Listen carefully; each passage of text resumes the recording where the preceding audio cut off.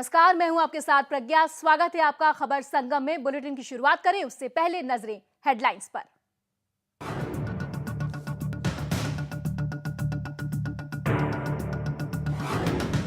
जम्मू कश्मीर में मुख्यमंत्री मुफ्ती मोहम्मद सईद के निधन के बाद पीडीपी अध्यक्ष महबूबा मुफ्ती संभालेंगी सियत पद की कमान। बीजेपी ने किया समर्थन देने का ऐलान।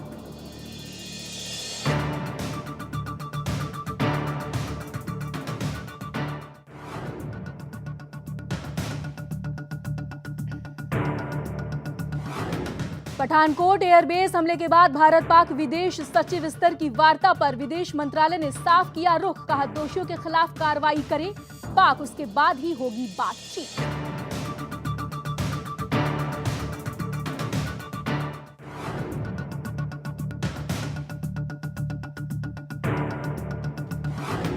डेरा सच्चा सौदा की दूसरी पातशाही शाह सतनाम जी महाराज का 25 जनवरी को मनाया जाएगा पावन अवतार दिवस। बड़े ही हर्षोल्लास के साथ की जा रही हैं तैयारियां।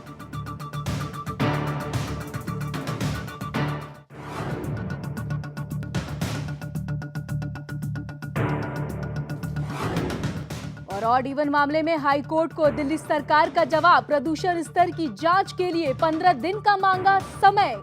जरूरत पड़ी तो बढ़ाया जा सकता है समय।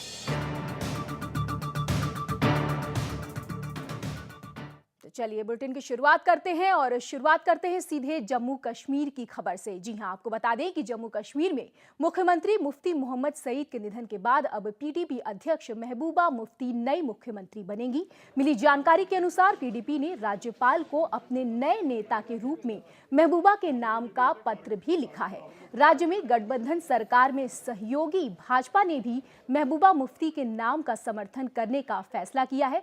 खबर यह भी है कि भाजपा ने साफ कहा है कि दोनों दलों के बीच गठबंधन सरकार के गठन के समय पीडीपी का ही मुख्यमंत्री स्वीकार किया गया था, इसलिए महबूबा के नाम का वो समर्थन करेगी।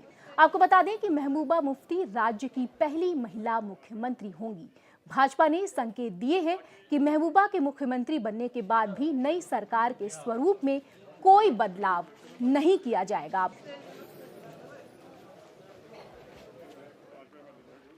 टावर को जो देखते हैं टारगेट तो टारगेट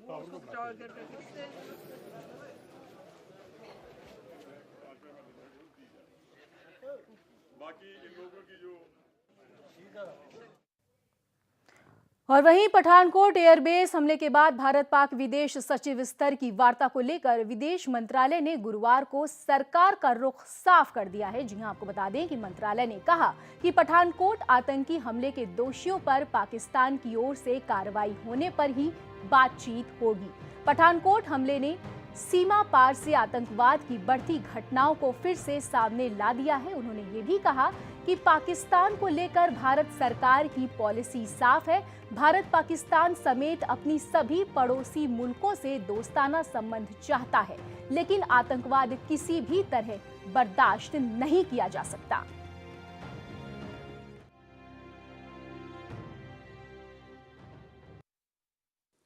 भारत अपने सभी जो पड़ोसी देश हैं उनके साथ मित्रता चाहता है।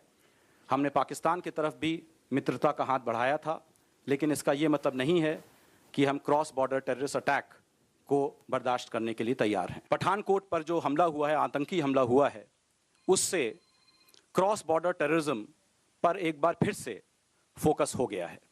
इसलिए इस समय हम यही कहेंगे कि अब पहल पाकिस्तान को करनी है। पाकिस्तान को हमने एक्शनेबल इंटेलिजेंस प्रदान कर दी है इस आतंकी हमले के बारे में, और अब हमें देखना है कि पाकिस्तान उस एक्शनेबल इंटेलिजेंस के ऊपर क्या निर्णय लेता है, क्या एक्शन लेता है। तो चलिए बढ़ते हैं आगे। जहां शुक्रवार को सभी सरकारी बैंक कर्मचारी हड़ताल पर रहे, वहीं अब 2 दिन और यानी कि शनिवार और रविवार को भी साप्ताहिक अवकाश के चलते बैंक बंद रहेंगे। जी हां, ऐसे में आम लोगों को बैंक संबंधित कार्यों को करने में परेशानी का सामना करना पड़ सकता है। दरअसल अपनी मांगों को मनवाने के लिए और नई कैरियर संबंधित योजना यानी कि CPS के विरोध में करीब 3,40,000 बैंक कर्मचारी शुक्रवार को राष्ट्रव्यापी हड़ताल पर रहे। भारतीय स्टेट बैंक के सहयोगी बैंकों की ओर से द्विपक्षीय समझौतों के उल्लंघन के विरोध में इस हड़ताल का आह्वान किया गया। एसबीआई के 5 सहायक बैंकों में state bank of Travancore, state bank of Mysore, state bank of Patiala, state bank of Hyderabad और इसके साथ ही state bank of Bikaner and Jaipur शामिल हैं। इन बैंकों द्वारा कर्मचारियों पर एक तरफा सेवा शर्तें थोपने का प्रयास भी किया जा रहा है। तो चलिए बढ़ते हैं आगे और अब खबर सीधे दिल्ली से। दिल्ली में ऑड इवन फॉर्मूले को लेकर हाईकोर्ट में शुक्रवार को हुई सुनवाई में दिल्ली सरकार ने ऑड इवन की समय सीमा बढ़ाने के संकेत दिए हैं। अब हाईकोर्ट इस बारे में सोमवार को फैसला सुनाएगा। दिल्ली सरकार ने इस बीच कुछ दलीलें हाईकोर्ट को दी थी।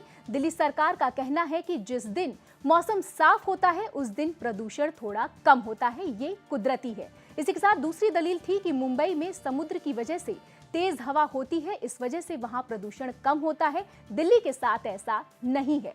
तीसरी दलील में यह कहा गया था कि मौसम ने साथ नहीं दिया, लेकिन फिर भी योजना की वजह से प्रदूषण थोड़ा कम जरूर हुआ है। चौथी दलील में आईआईटी कानपुर की रिपोर्ट में यह कहा गया कि वाहनों का प्रदूषण भी एक बड़ी वजह होता है। पांचवी दलील में कहा गया कि एक बस आने से 70 स्कूटर कम हो सकते हैं, लेकिन उसके लिए जरूरी है कि बसें बढ़ाई जाएं। इसमें थोड़ा वक्त लगेगा। छठी दलील थी जिसमें कि ये कहा गया कि बस खड़ी रखने के लिए जगह मिलते ही बसें खरीदी जा सकती हैं। बसों के बाद स्कूटरों को हटाने को लेकर विचार किया जा सकता है। गौरतलब है कि राजधानी दिल्ली में दिल्ली सरकार द्वारा शुरू किए गए ऑड इवन फॉर्मूले को अब 1 सप्ताह पूरा हो गया है, जिसके चलते दिल्ली हाईकोर्ट ने दिल्ली सरकार से ऑड इवन को लागू होने के बाद शुक्रवार को दिल्ली के प्रदूषण स्तर की रिपोर्ट मांगी थी।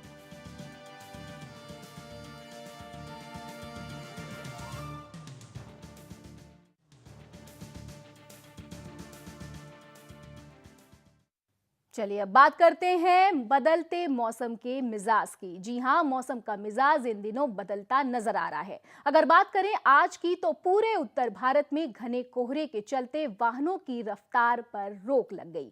रेल और हवाई यात्राएं भी काफी प्रभावित हुई। बढ़ती ठंड और घने कोहरे ने यातायात की गति पर प्रभाव डाला है। तस्वीरों के जरिए आप बदलते मौसम का मिजाज को देख सकते हैं, जहां पहली तस्वीर राजधानी दिल्ली की है, जहां घने कोहरे की वजह से कई ट्रेनें रद्द कर दी गईं। इसके साथ ही कई फ्लाइट्स भी लेट रहीं, जिसकी वजह से यात्रियों को काफी परेशानी का सामना भी करना पड़ा। दूसरी तस्वीर गुड़गांव की है, जहां घने कोहरे ने वाहनों की रफ्तार में ब्रेक लगा दिया है। तीसरी तस्वीर हरियाणा के रेवाड़ी जिले की है, जहां पे घने कोहरे ने जनजीवन को पूरी तरह से अस्त व्यस्त कर दिया है। और चौथी तस्वीर ताज नगरी आगरा की है, जहां घने कोहरे ने ताज को भी अपने आगोश में ले लिया है। घने कोहरे के कारण ताजमहल का दीदार मुश्किल हो गया है।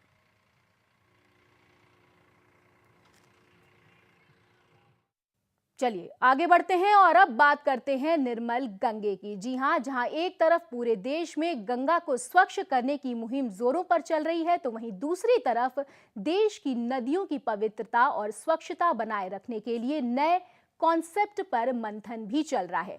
सब कुछ ठीक रहा तो जल्द ही हाईवे की तहत पब्लिक प्राइवेट पार्टनरशिप यानी कि पीपीपी से गंगा की निर्मलता बनाए रखने के लिए कंपनियों से समझौता किया जा सकता है। मिली जानकारी के अनुसार प्रधानमंत्री नरेंद्र मोदी की अध्यक्षता में कैबिनेट ने बुधवार को नमामि गंगे कार्यक्रम के लिए विशेष पीपीपी मॉडल को मंजूरी भी दे दी है।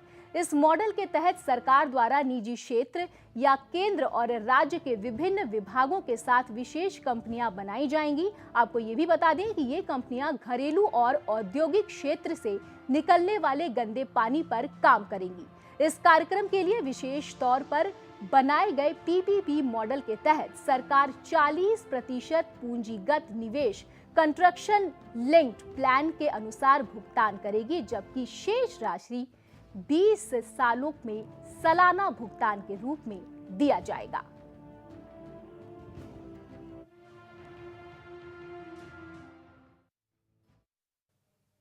तो रुकते हैं एक बहुत छोटे से ब्रेक के लिए। ब्रेक के उस पार भी खबरों का सिलसिला जारी रहेगा, बने रहिए हमारे साथ।